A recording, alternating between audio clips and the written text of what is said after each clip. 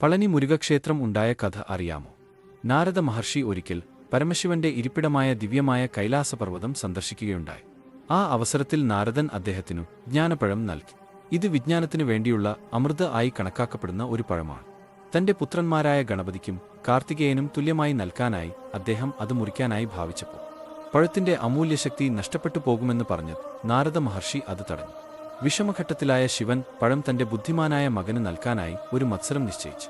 ഈ ലോകത്തെ 3 പ്രാവശ്യം വലം വെച്ച് വരുന്നതാരാണോ അയാൾക്ക് ഈ പഴം സമ്മാനമായി നൽകുമെന്ന് പറഞ്ഞു.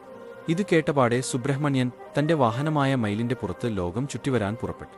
എന്നാൽ ഗണപതി തന്റെ മാതാപിതാക്കളായ പരമശിവനും പാർവതിയും പ്രപഞ്ചത്തിനു തുല്യരും ലോകം മുഴുവൻ നിറഞ്ഞു നിൽക്കുന്ന പ്രകൃതിയും പരമാത്മാവുമാണെന്ന വിശ്വാസത്താൽ അവരെ 3 തവണ വലം വെച്ച്. തന്റെ പുത്രന്റെ ഭക്തിയിലും വിവേകത്തിലും സന്തുഷ്ടനായ മഹാദേവൻ ജ്ഞാനപ്പഴം ഗണപതിക്ക് തന്നെ നൽകി. കാർത്തികേയൻ തിരിച്ചുവന്നപ്പോൾ തന്റെ പ്രയത്നം പാഴായതറിഞ്ഞ് ക്രുദ്ധനായി. ദേഷ്യവും വിഷമവും കൊണ്ട് വലഞ്ഞ കാർത്തികേയൻ കൈലാസ പർവ്വതത്തിൽ നിന്ന് പോകാൻ തീരുമാനിച്ചു. തുടർന്ന് മുരുകൻ കൈലാസത്തിൽ നിന്ന് പിണങ്ങിപ്പോകുന്നു. അങ്ങനെയാണ് അദ്ദേഹം പഴനിമലയിലെത്തിച്ചേരുന്നത്. അദ്ദേഹത്തെ തിരിച്ചു കൈലാസത്തിലേക്ക് വിളിക്കാൻ വന്ന മാതാപിതാക്കൾ കാർത്തികേയനെ സമാധാനിപ്പിക്കാൻ പറഞ്ഞ വാക്കാണ് പഴം നീ. ഇതിൽ നിന്നുമാണ് ഈ പ്രദേശത്തിനു പഴം നീ ലോപിച്ച് പഴനി എന്ന് പേര് വീണത്.